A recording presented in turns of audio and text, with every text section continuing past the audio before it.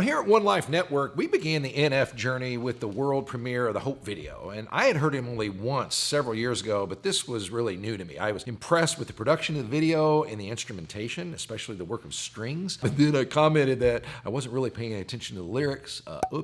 Not sure I'll ever be forgiven for that one. But whether lyrics, strings, or beats, NF's popularity is a fascinating study in the meaning of the universe. Yep, you heard that right. See, one of the great debates raging in our world right now is, does the universe have an intended purpose or meaning? Or was atheist science writer Richard Dawkins right when he said, the universe we observe has precisely the properties we should expect if there is, at bottom, no design, no purpose, no evil, no good, nothing but blind, pitiless indifference. Now, I have to ask, when you step back and think, does that really sound true to you?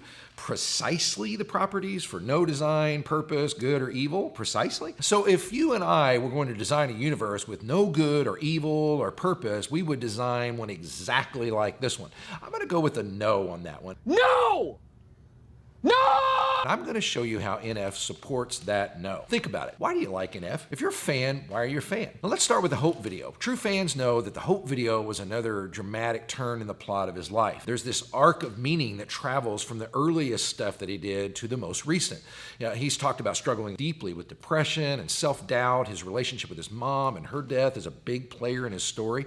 Then Hope, there's evidence that there's a break in the clouds, and he's found hope. All of this is set to music that's really impressive, especially those strong string parts. Now, what's that got to do with the key to the universe? Well, whether consciously or unconsciously, NF is providing pretty profound evidence that the universe is not a place of blind, pitiless indifference. First, there's the existence of the story itself. NF has a story you're following. Story, by definition, is the very essence of meaning. His life, like your life, has a plot line that you can follow, engage in, and even be inspired by. Stories with meaning are the antithesis to accidental and purposeless movement.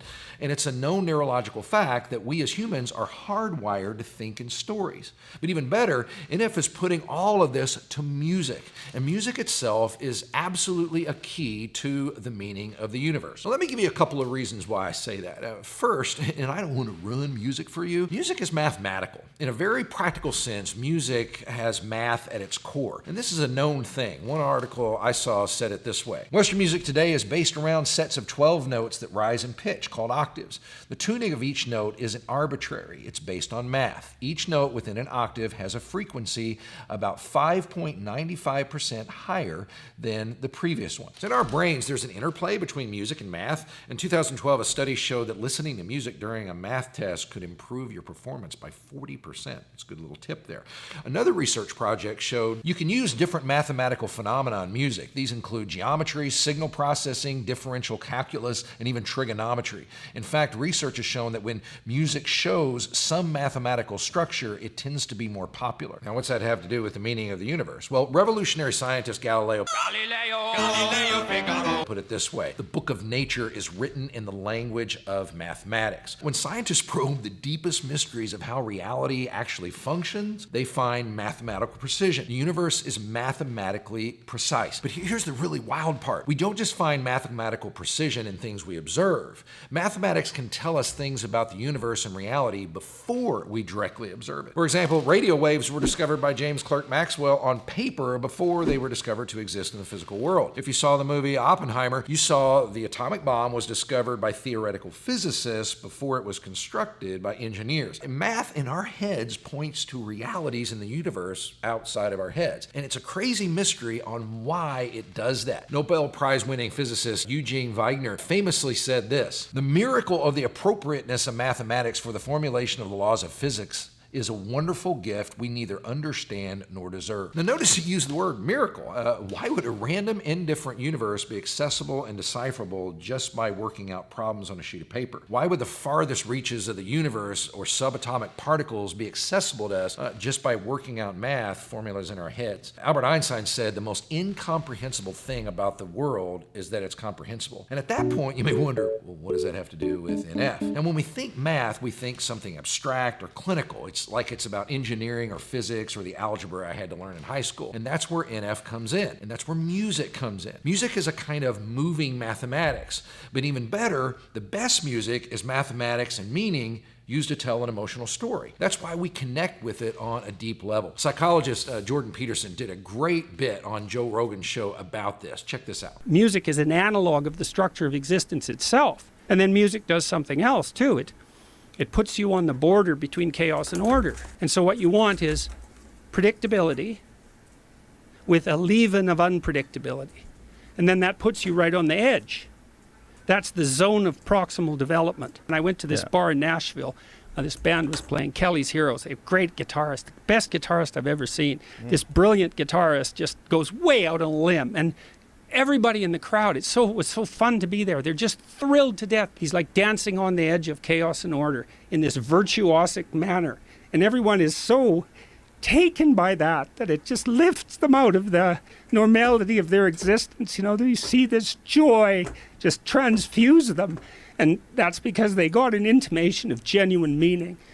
That struck me as so miraculous about music, and why it has this element of salvation. It's like it puts you directly in touch with the meaning that sustains you in life, directly. Music brings your life in sync with the order of the world. And that order exists. It's real. Those people heard it at that blues concert. You hear it in the music of NF. This is all summed up beautifully in what is arguably one of the most profound statements about life, meaning, and purpose in all of human literature. And that's the prologue of the biography of Jesus written by the Apostle John around 1965, the year I was born.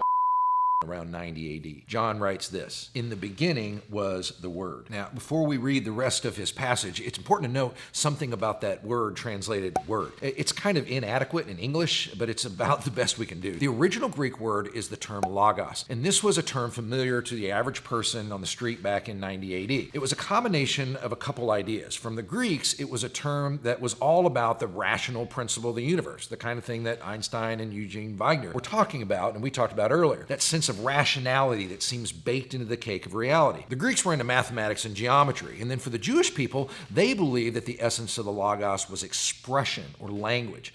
In Genesis, God speaks things into existence. His word gives meaning and form to the universe. Logos is like this combination of rationality and expression. Now, John takes that term to explain who Jesus is by personalizing it. Jesus is the pre-existing, rational, expressing communicator of reality. Now, knowing that, listen to the rest of the passage. "In the beginning was the Word, and the Word was with God, and the Word was God. He was with God in the beginning. All things came into being through him, and apart from him, nothing came into being that has come into being." So let's follow this. According to John, all being is infused with and came from meaningful and rational expression. Now, we see this in mathematics and in physics, and it's a fairly recent discovery that all living things are built on and guided by DNA, which is best understood as a form of language. So back to NF. Music is moving mathematics infused with lyrical content. It's reflecting the rational and expressive nature of the universe. And I think that's why it moves us so much. Now, to explore this idea further, look at this video that we provided about music and its connection to worship of God. Now, don't forget to hit like and subscribe, and some of you have the capacity to support us, which we would love. We have a Patreon. Your generosity helps us produce more. Hope that helps. See you next time.